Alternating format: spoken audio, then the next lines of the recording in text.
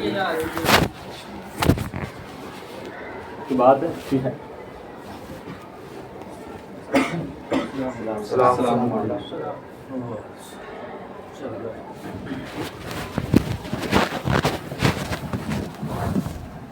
کون کم ہے کون ہے کیا بتاؤ.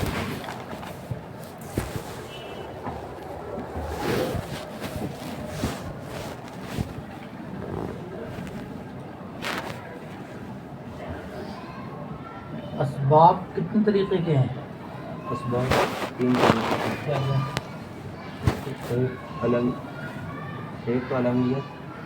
اسباب 2 طریقے کے ہیں. ایک تو علمیت مؤثر ہوگی یا گھبرا کیوں رہا سیدھے بولنا سیدھے سیدھے. علمیت مؤثر ہوگی یا مؤثر نہ ہوگی. اور علمیت مؤثر ہوگی یا تو سبب کے یا تو شرط کے اعتبار سے ہوگی تو وہ 5 اسباب ہیں. اور علمیت یا تو علمیت مؤثر ہوگی یا تو سبب کے اعتبار سے ہوگی تو وہ دو علتیں ہیں. اور یا علمیت مؤثر بالکل نہ ہوگی. اور علمیت جس میں شرط کی حیثیت سے وہ کتنے ہیں؟ وہ 5 ہیں. کیا کیا ہیں؟ ترکیب اور عجمہ وزن فعل الف نون زائدتان معرفہ تو ہو گیا. ترکیب معرفہ عجمہ الف نون زائدتان تانیث. جس میں سبب کی حیثیت سے وہ کتنے ہیں؟ کیا کیا؟ جس میں مؤثر نہیں وہ کتنے ہیں؟ کیا کیا ہے؟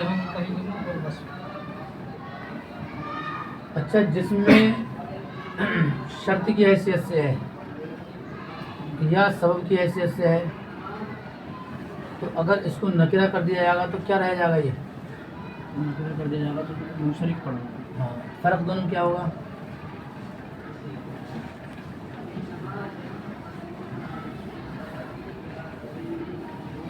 فرق دونوں میں یہ ہے اس کو جو منصرف پڑھا جائے گا جو شرط کی حیثیت سے ہے تو بغیر کسی سے پڑھا جائے گا. ہاں اور دوسری میں جو ہے اس میں ایک سو باقی رہے گا تو اس کو منصرف پڑھا جائے گا سب کی حیثیت سے جو ہے.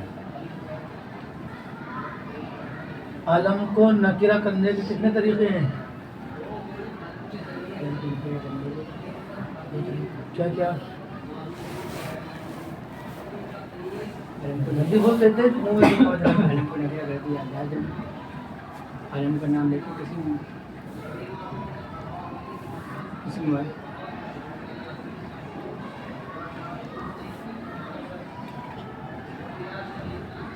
مل جاتا ہے.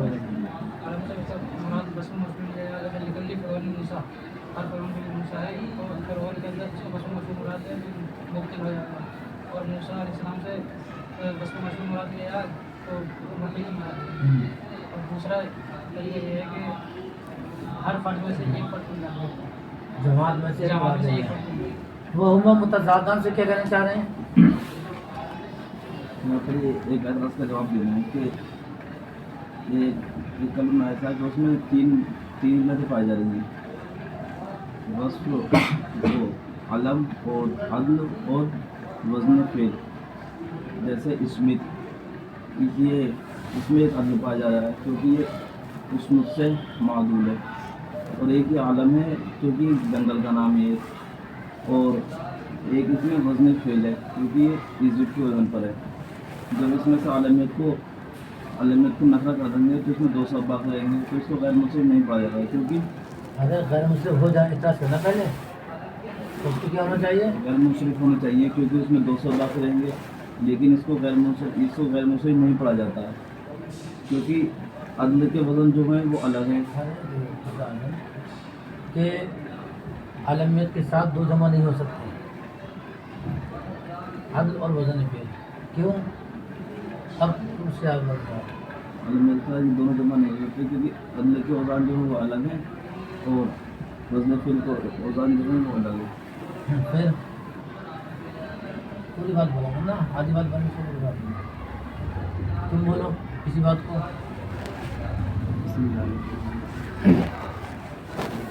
اس میں کے اندر 3 علتیں ہیں. ایک عادل اور ایک وزن فعل اور ایک عالم. اعتراض یہاں سے ہوتا ہے کہ آپ نے کہا کہ علم کو نکیرہ کر دیا جائے تو منصرف ہو جاتا ہے، حالانکہ ہم ایک اسم آپ کو ایسا دکھا رہے ہیں کہ نکیرہ ہونے کے بعد بھی غیر منصرف باقی اس کو غیر منصرف ہونا چاہیے. اب جواب دیں. اس میں 3 علتیں ہیں. اس میں عدل ہے اور وزن فعل ہے اور عالمیت. اس میں اگر عالمیت کو ختم کر دی جائے پھر بھی 2 علتیں باقی رہیں گی، تو اسے غیر منصرف پڑھنا چاہیے، حالانکہ ایسا غیر منصرف نہیں پڑھ رہے ہیں، اس لیے کہ عالمیت کے ساتھ دونوں جمع نہیں ہو سکتے، وزن فعل اور عادل. تو جواب دیا گیا ہے کہ یہ دونوں جو ہے متضاد ہیں، ایک دوسرے کی ضدیں ہیں، اس لیے کہ عادل کا وزن الگ ہے اور وزن فعل کا وزن الگ ہے. اسی وجہ سے عالمیت کے ساتھ جو ہے ایک ہی جمع ہوا، تو نکرہ کر دیا گیا تو ایک ہی سبب بچا، ایک سبب سے غیر منصرف نکالا جاتا ہے. چلو بات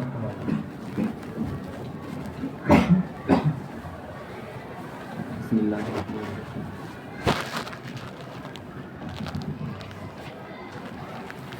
خالف سیبویہ الاخفش فی مثل احمر علما اذا نکر اعتبارا للصفة الأصلیة بعد التنکیر ولا یلزمہ. ارے جو سمیہ سے پڑھا جاتا ہمیشہ ہی یلزمہ ضمہ مل جائے گا، ہے. یلزمہ باب حاتم لما یلزم من اعتبار المتضادین فی حکم واحد وجميع الباب باللام او بالاضافة ينجر بالکسر. چلو بسم اللہ الرحمن الرحیم. خالف سیبویہ الاخفش فی مثل احمر علما. سیبویہ نے اخفش کی مخالفت کی ہے احمر کے مثل میں، جبکہ یہ کسی کا نام ہے. لیکن بہت اہم سبق ہے اور یہ عبارت جو ہے اکثر امتحان میں آتی ہے کہ اس کا کیا مطلب ہے. کہ خالف سیبویہ اخفش پوری عبارت آ جاتی ہے اور پوچھتے کہ اس کی شرح کرو جو آپ نے کلاس میں پڑھی. دیکھیں ماں سبق میں آپ نے پڑھا اگر کسی اسم کے اندر علمیت ہو اور اس کو نکرہ کر دیا جائے تو وہ اسم جو ہے منصرف ہو جاتا ہے. یہ جمہور کا مسلک ہے. اس کا مسلک ہے جمہور نحات کا مسلک یہ ہے کہ اگر کسی اسم کے اندر علمیت ہو اور اس کو نکرہ کر دیا جائے تو وہ منصرف ہو جاتا ہے. یہ کس کا مسلک ہے؟ جمہور نحات کا. اس مذہب سے یا جمہور کے مسلک سے استثناء کرتے ہوئے علامہ ابن حاجب ایک اختلافی مسئلے کو بیان کرتے ہیں. اس مذہب سے استثناء کرتے ہوئے علامہ ابن حاجب ایک اختلافی مسئلے کو بیان کر رہے ہیں. ایک ہیں سیبویہ اور ایک ہیں اخفش. سیبویہ استاد ہیں اور اخفش جو ہیں شاگرد ہیں. سیبویہ نے اخفش کی مخالفت کی ہے. اب یہاں پر ایک سوال یہ ہے، پورا مطلب سمجھتے رہے کوئی بات نہیں ہوگی. اب یہاں پر ایک سوال یہ ہے کہ مخالفت کی نسبت جو ہے وہ ادنا کی طرف کی جاتی ہے، اعلیٰ کی طرف نہیں کی جاتی، کیونکہ سیبویہ استاد ہیں، اعلیٰ ہیں، اور اخفش کون ہے؟ شاگرد ہیں، تو یہ ادنا ہوئے. تو سیبویہ نے اخفش کی مخالفت کی ہے، تو یہاں پر مخالفت کی نسبت کس طرف ہو گئی؟ اعلیٰ کی طرف. سیبویہ کی طرف ہو گئی نا. مخالفت کون ہے؟ سیبویہ. اور حالانکہ مخالفت کی نسبت جو ہوتی ہے وہ اعلیٰ کی طرف نہیں ہوتی ہے بلکہ ادنا کی طرف ہوتی ہے. بس میں آ رہی. سیبویہ کون ہے؟ اعلیٰ، اخفش ادنا. اور مخالفت کی نسبت جو ہوتی ہے وہ ادنا کی طرف ہوتی ہے، اعلیٰ کی طرف نہیں ہوتی ہے. حالانکہ یہاں پر مخالفت کی نسبت جو ہے وہ اعلیٰ کی طرف کی گئی، حالانکہ یہ غلط ہے. تو اس کا جواب یہ دیا گیا کہ علامہ ابن حاجب نے یہاں پر استاد اور شاگردی کا لحاظ نہیں کیا ہے. اس کا شاگردی کا لحاظ نہیں کیا ہے، بلکہ قول کے درست ہونے کی طرف، قول کے درست ہونے کا اعتبار کیا ہے کہ کس کا قول جمہور کے مطابق ہے اور کس کا قول جو جمہور کے مخالف ہے. تو اخفش یہ کہتے ہیں کہ اگر کوئی اسم ایسا ہے جس کے اندر عالمیت ہے، جب نکرہ کر دیا جائے گا تو اخفش یہ کہتے ہیں کہ ایسا اسم جو ہے منصرف ہو جائے گا، جیسا کہ جمہور کا مسلک ہے. بات سمجھ آ رہی؟ جیسے احمر، احمر جو ہے اس کے اندر صفت ہے، وزن فعل ہے. کیا صفت ہے؟ وزن فعل ہے. جب احمر کسی کا نام رکھ دیا جائے، قادرے میں کچھ قاتل کا نام تھا احمر، احمر جب نام رکھ دیا گیا تو اب اس کے اندر سے وصفیت زائل ہو جائے گی، کیونکہ علم اور وصف جو ہے وہ ایک ساتھ جمع نہیں ہوتی. احمر کے اندر کیا وصفیت ہے اور وزن فعل ہے، لیکن احمر جو ہے جب کسی کا نام رکھ دیا گیا تو وصفیت تو زائل ہو گئی، ختم ہو گئی. اب وہ نام رکھنے کے بعد جب اس کو نکرہ کیا جائے گا، کوئی بھی احمر مراد لے لیا جائے یا احمر جس کا نام رکھا گیا ہے اس کا وصف مشہور مراد لے لیا جائے، تو لہذا اب جب یہ نکرہ ہو جائے گا، اب وہ علامہ اخفش کہتے ہیں کہ نکرہ ہونے کے بعد اس کے اندر ایک سبب بچے گا، وہ کیا وزن فعل، اور یہ منصرف ہو جائے گا. اور یہی جو ہے جمہور نحات کا مسلک بھی ہے کہ اگر کسی اسم کے اندر عالمیت ہو، نکرہ کے بعد میں وہ منصرف ہو جاتا ہے. تو قول کی طرف قول کا اعتبار کیا گیا ہے، استاد اور شاگردی کا اعتبار نہیں کیا گیا ہے، کیونکہ اخفش کا قول بہتر ہے، جمہور نحات کے مسلک کے مطابق ہے. اس لیے جو ہے یہاں پر سیبوی کا قول جو ہے وہ کیا ہے، جمہور نحات کے مسلک کے خلاف ہے. علامہ سیبوی یہ کہتے ہیں کہ جب کسی کا نام رکھ دیا تو وصفیت تو ختم ہو گئی، اب نام رکھنے کے بعد جب اس کو نکرہ کر دیا گیا تو جو علمیت کی وجہ سے وصفیت ختم ہوئی تھی، علمیت کی وجہ سے جب علمیت ختم ہو جائے گی تو جو وصفیت اصلیہ ہے وہ لوٹ آئے گی. جب وصفیت اصلیہ لوٹ آئے تو کیا پڑھا جائے گا ان کے نزدیک؟ غیر منصرف پڑھا جائے گا. تو چونکہ اخفش کا قول جو ہے وہ جمہور نحات کے مسلک کے مطابق ہے، اس لیے قول ان کا بہتر ہے، تو یہ اعلیٰ ہوئے قول کے اعتبار سے. اور سیبوی یہ کہتے ہیں کہ جب علمیت کی وجہ سے وصفیت زائل ہو گئی تو اب جب علمیت کو نکرہ کر دیا، علمیت ختم ہو گئی، تو علمیت کی وجہ سے جو وصفیت زائل ہوئی تھی، اب جو معنی تھا علمیت، جب علمیت ختم ہو جائے گی تو وصفیت اصلیہ واپس آ جائے گی. کیا پڑھا جائے گا اس کو؟ غیر منصرف پڑھا جائے گا. اور سیبوی کا قول جو جمہور نحات کے مسلک کے خلاف ہے، تو ان کا قول ادنا ہو گیا، تو یہاں پر ادنا کی طرف جو ہے مخالفت کی نسبت کر دی، تو یہ صحیح ہے. بات سمجھ آ گئی؟ مثل احمر کہا، احمر کے مثل میں جبکہ علم ہو، یعنی سیبوی نے اخفش کی مخالفت کی ہے احمر کے مثل میں جبکہ احمر کسی کا نام ہو. مثل احمر سے مراد یہ ہے کہ ہر وہ اسم جس کے اندر علمیت سے پہلے وصفیت کا معنی ظاہر ہو، ہر وہ اسم جس کے اندر علمیت سے پہلے وصفیت کا معنی ظاہر ہو، یہ مثل احمر سے مراد ہے. تو کہتے ہیں کہ اب ان کے نزدیک جو ہے صفت اصلیہ کا تنکیر کے بعد میں اعتبار نہیں کیا جائے گا. اس کے نزدیک، اخفش کے نزدیک، تو احمر کو کیا پڑھا جائے گا؟ منصرف پڑھا جائے گا. اور سیبوی کے نزدیک جو ہے علمیت کے بعد جو ہے صفت اصلیہ کا اعتبار کیا جائے گا اور اس کو کیا پڑھا جائے گا؟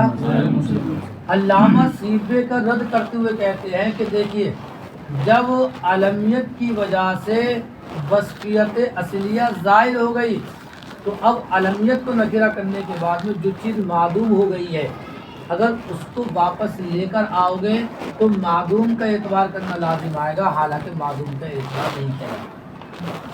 اس کا رد ہوا یہ علامہ سیبوی کا کہتے ہیں کہ اخفش یہ کہتے ہیں کہ جب علمیت کی وجہ سے وصفیت اصلیہ زائل ہو گئی، معدوم ہو گئی، تو اب علمیت کو جب نکرہ کریں گے تو اب صفت اصلیہ کا اعتبار نہیں کیا جائے گا، اس لیے کہ اگر آپ علمیت کے بعد صفت اصلیہ کا اعتبار کرو گے تو معدوم کا اعتبار کرنا لازم آئے گا، حالانکہ معدوم کا اعتبار نہیں کیا جائے گا۔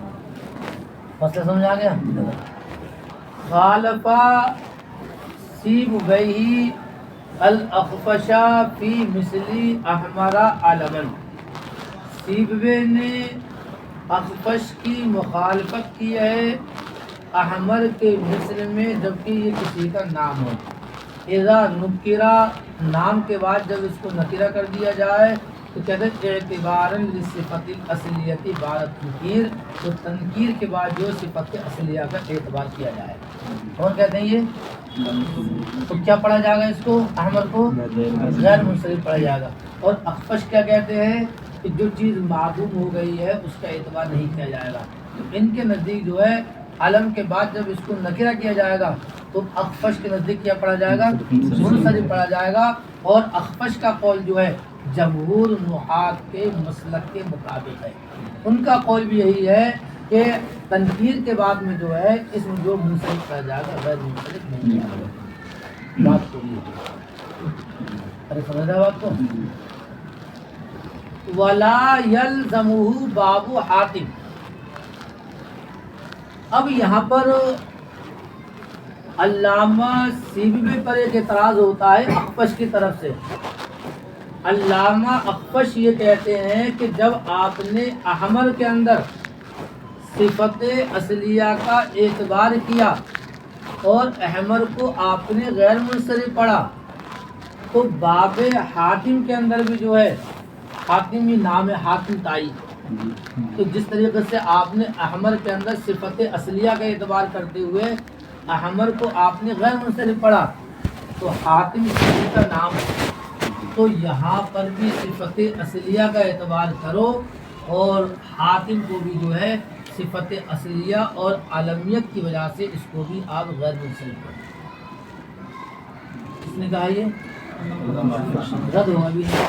کس پر اعتراض کیا کہ جب آپ نے احمر کے اندر صفت اصلیہ کا اعتبار کیا اس کو آپ نے کیا پڑھا، غیر منصرف پڑھا، تو باب حاتم کے اندر بھی علمیت موجود ہے تو یہاں پر بھی صفت اصلیہ کا اعتبار کرو اور اس کو بھی کیا پڑھو، غیر منصرف پڑھو، حالانکہ حاتم کو منصرف پڑھا جاتا ہے۔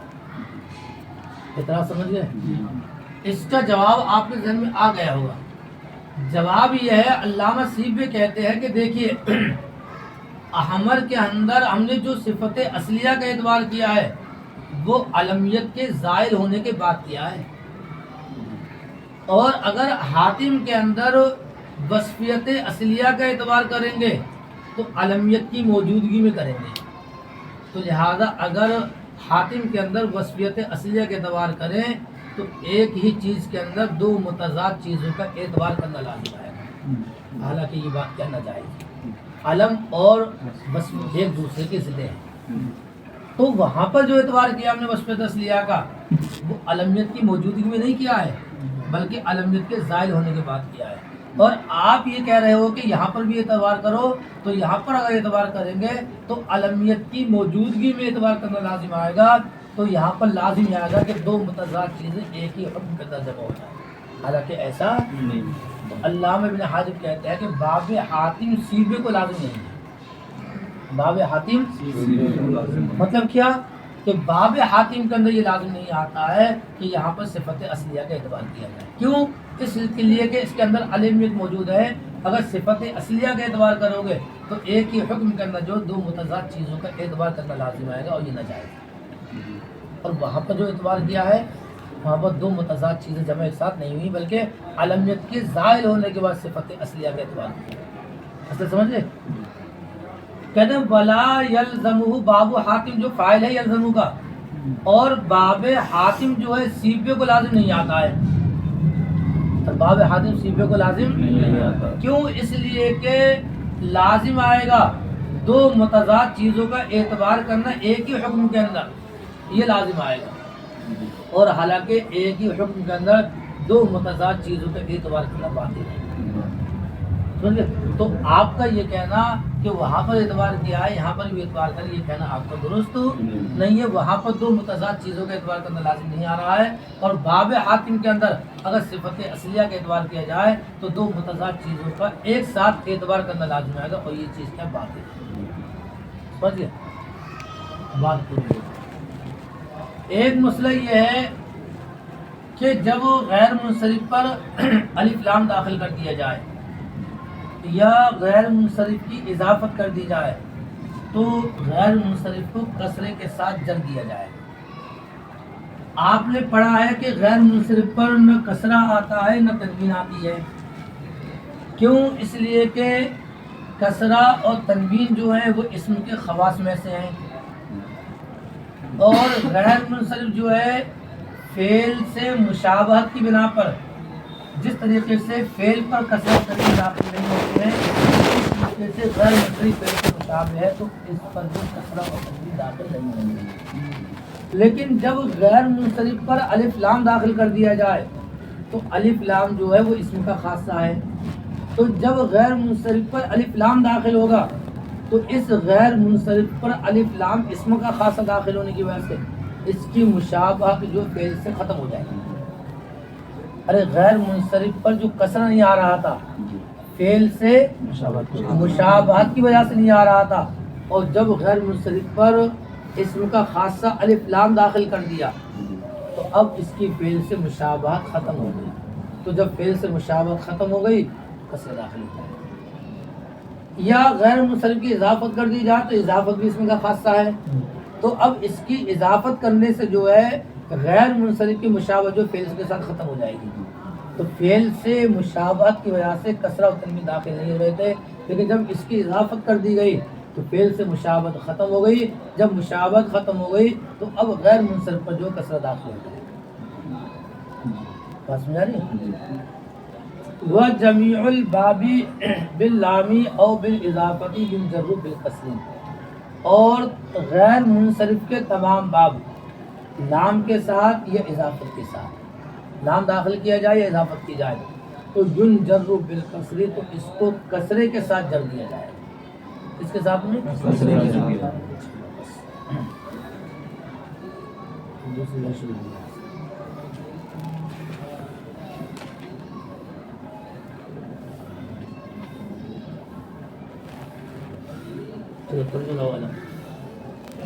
سیبوے نے اخفش کی مخالفت کی ہے احمر کے مثل میں جبکہ یہ علم ہو، جب اس کو نکرہ کر دیا جائے تو تنکیر کے بعد صفت اصلیہ کا اعتبار کیا جائے گا، اور کیا پڑھا جائے گا؟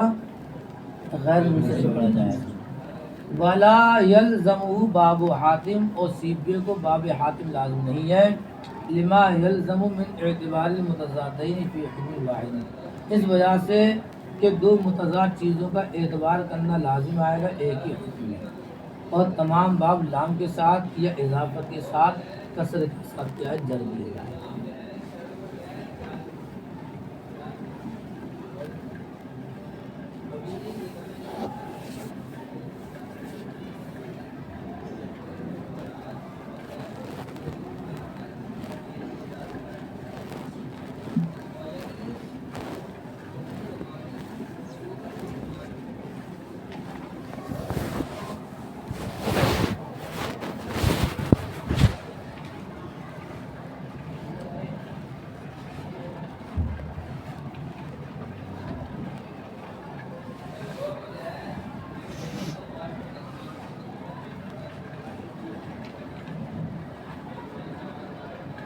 ہو رہی اس کی کس ٹائم پڑھتا ہوں جو یہ جو کتاب ہے نا رٹنے کی نہیں ہے، تم جو ہل بیٹھے ہل کے بیٹھے ہاتھ پڑھتے دماغ کا کام ہے، یہ بات دماغ سے سوچنے کی ہوتی ہیں۔ جو رٹنے والی کتاب ہے جیسے دروس البلاغہ تھا اس کو رٹ لو، سمجھ گئے؟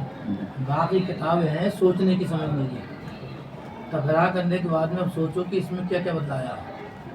رٹنے کی کتاب نہیں ہے یہ ہے، امداد النبی ہے، رٹنے کی نہیں کتاب یہ.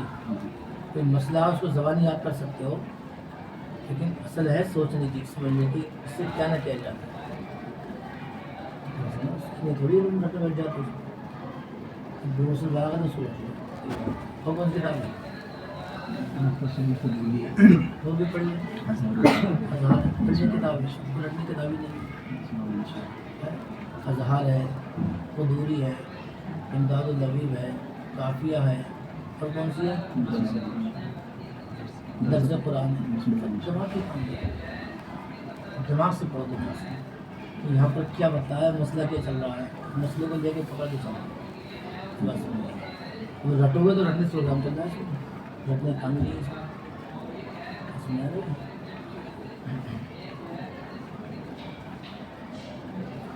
ایک سبق تم سوچو کہ ایک مرتبہ یاد ہو جائے، نہیں ہوگا. ایک سبق ایک مرتبہ ساتھ سوچو یاد ہو نہیں ہوگا. ایک ایک سبق کو کئی مرتبہ پڑھنا پڑے گا تب جا کے یاد ہوگا، اور دماغ سے ہی یاد ہوگا، ایسے یاد نہیں ہوگا. رٹو گے، اگر تم نے اس کو لکھ لیا اور اس کو رٹ لیا تو تھوڑی دیر بعد بھول جائے گا، 1 گھنٹے بعد بھول جائے گا. اور جو چیز دماغ میں بیٹھ جائے گی اس کو نہیں بھولے. اور ہم بھی اس کا مطالعہ 2 مرتبہ کرتے ہیں. کافی ہے شرح ہم 10 سال ہو کافی ہے. اس کے مسائل ایسے نہیں کہ ایک دم ذہن میں آ جائیں گے.